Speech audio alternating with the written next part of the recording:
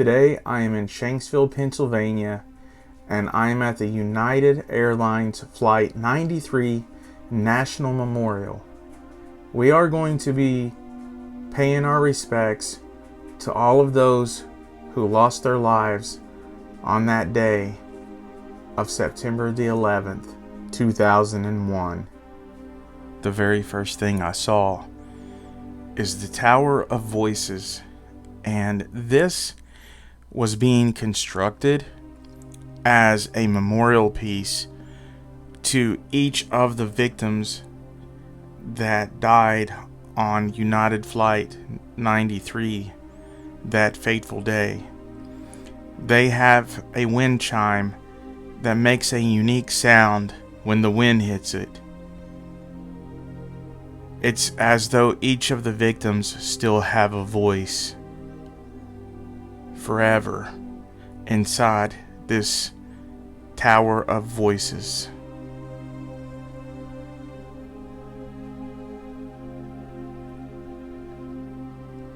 This tower was completed in September the 10th of 2020. As you go farther into the memorial, you will see that they have a 3D map lining out the place. Here you will see that I'm mapping in front of the walls in front of me, and I see that there is a trail that goes down to the crash site. And I'm just figuring out my way down to the crash site and how to see everything. I'm just taking it all in. As I look forward, I see the walls, and I see that there is the observation deck to look out over the field when you walk through these walls. So I just kind of slowly start walking on this trail here. And as I'm walking on this trail, I look down and I see that there are places in the concrete where it says things. It says 8:46 a.m. One World Trade Center, American Airlines Flight 11. That is the time that it crashed into the North Tower, I believe, of the World Trade Center. That's when the first airplane hit. On the second strip it says 9:03 a.m. The Second World Trade Center, United Airlines Flight 175 hits the South Tower of the World Trade Center. And as I walk a little farther up, I just keep walking, and I'm really taking the place in because I know it's a memorial for the people who lost their lives that day. And there were so many. The third says 9:37 a.m. Pentagon, American Airlines Flight 77.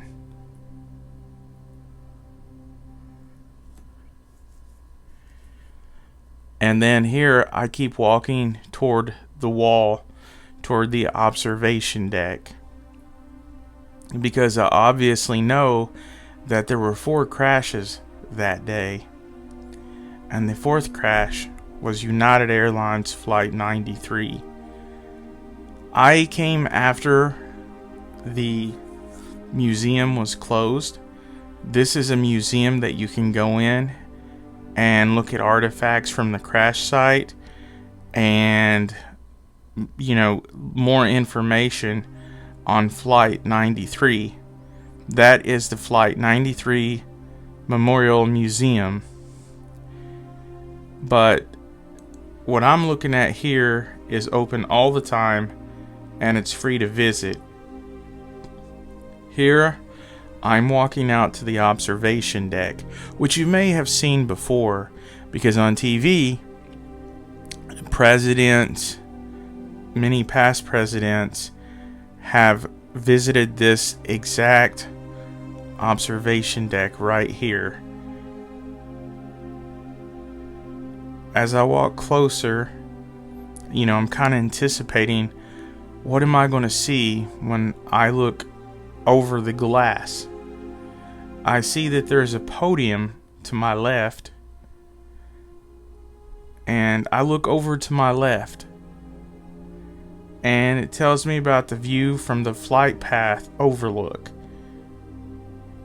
and it has information when you look over, and it's a huge field. And I just wondered how much it had changed since that fateful day. And I just kind of glance over it. And in my mind, there's those 40 souls, those 40 lives that were lost, that were just gone. I wonder what they would have become. It says on the glass, a common field one day, a field of honor forever. And as you look over the glass, you can see the trail that leads down to the memorial to where the plane crashed at 10:03 a.m. on September the 11th, 2001. I take a look at the field and just wonder what it looked like that day. And I think about the loss of lives and how senseless it was and how sad. As I return back to the map, to the bathrooms, I go to the hiking trail. And of course you can see the sign that says hiking trail. And I did cut some of the video to the hiking trail because this trail is quite a bit longer than I put on the video, and I didn't want to make this video like 45 minutes long and 20 of it be me hiking this trail. Let me tell you about some facts of this memorial. On September the 11th, 2001, United Airlines Flight 93, traveling from Newark, New Jersey to San Francisco, crashes in a field near Shanksville, Pennsylvania. Hijackers were directing the plane towards Washington, D.C., but were disrupted by passengers. All passengers, crew, and 4 hijackers are killed.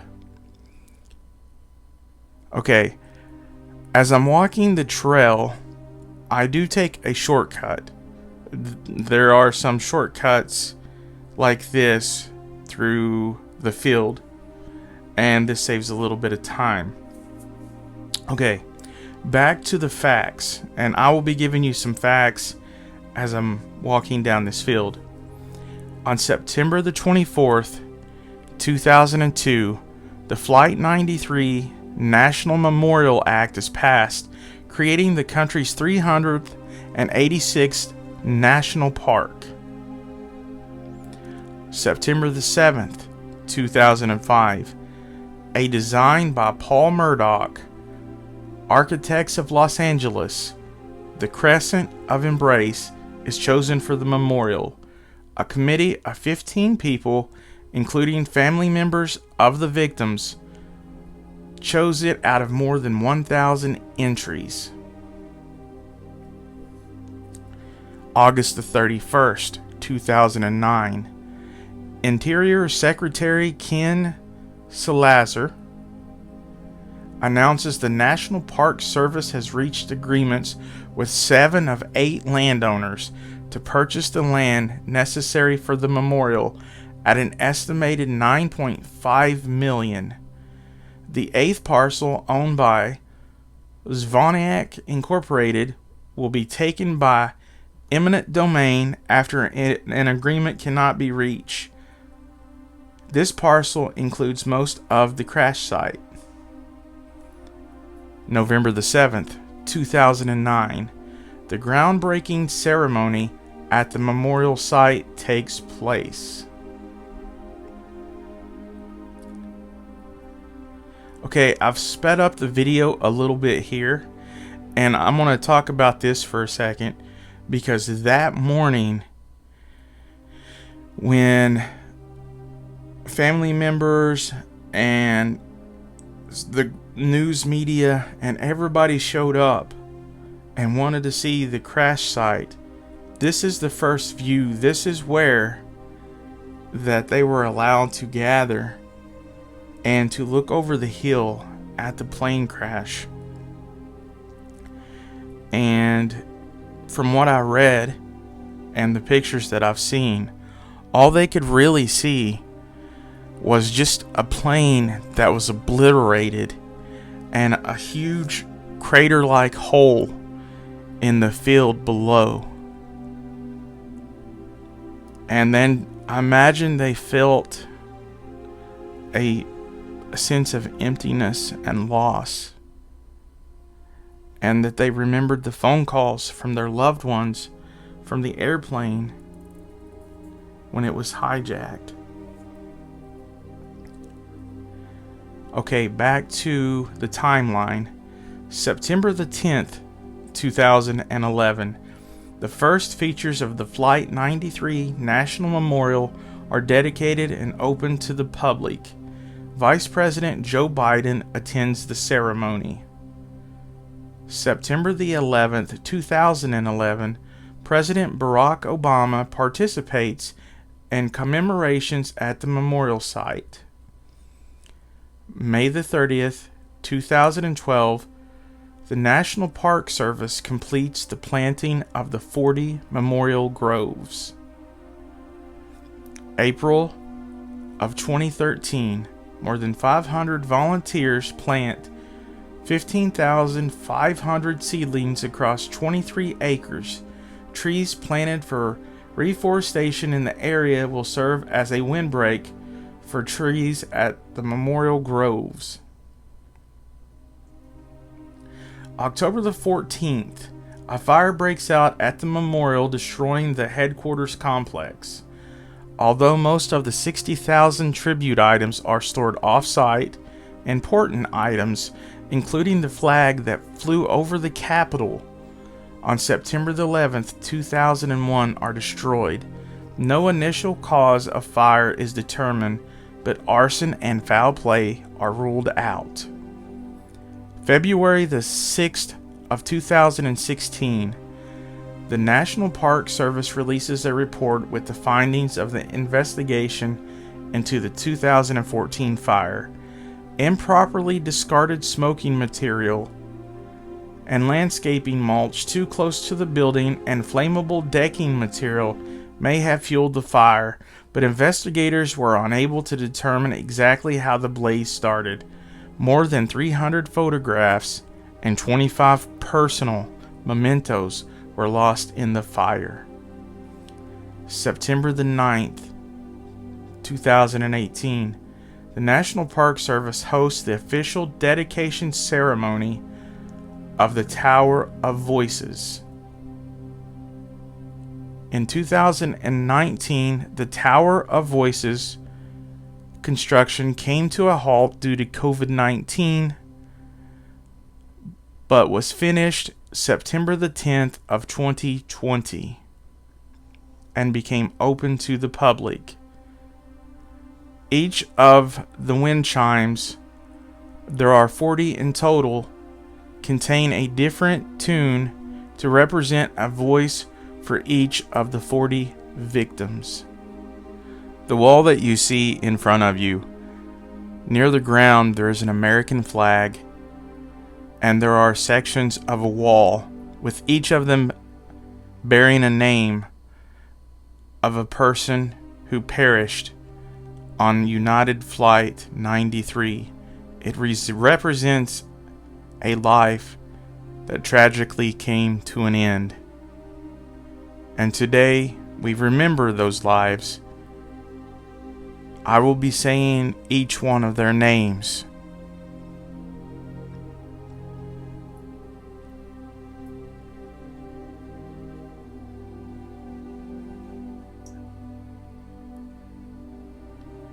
Here is a picture of the crew and passengers of Flight 93.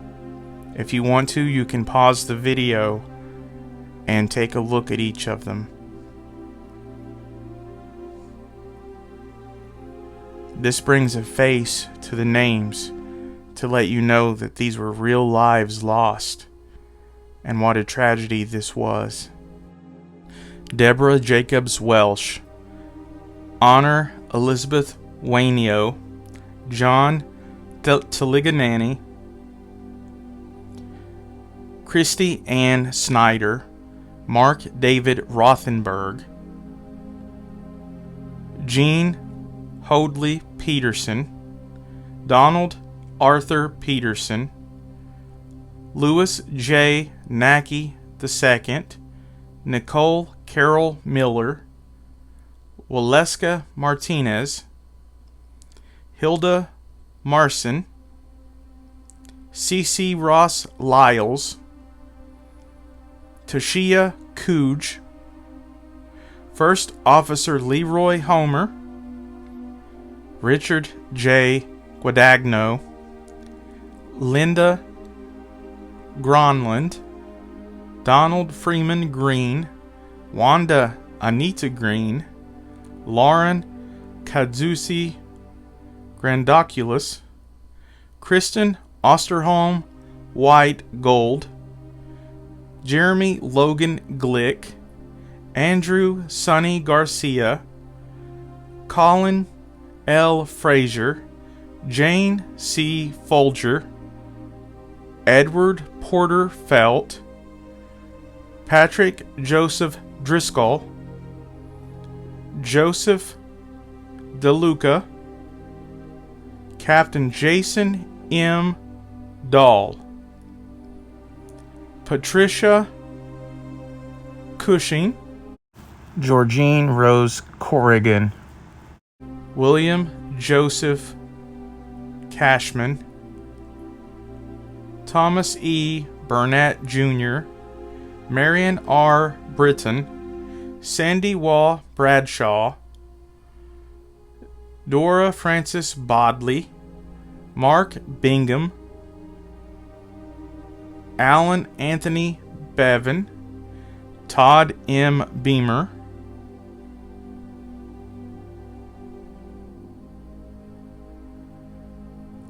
Lorraine G. Bay, and Christian Adams. On September the 12th of 2011, on the 10th anniversary of the September 11th attacks, behind this wooden gate where these memorial flowers lay, you will see a rock that weighs many tons. The unidentified remains that remained and that they could not identify remained in a mausoleum for 10 years. But on September the 12th of 2011, the final funerals were finally held for the victims of United Flight 93.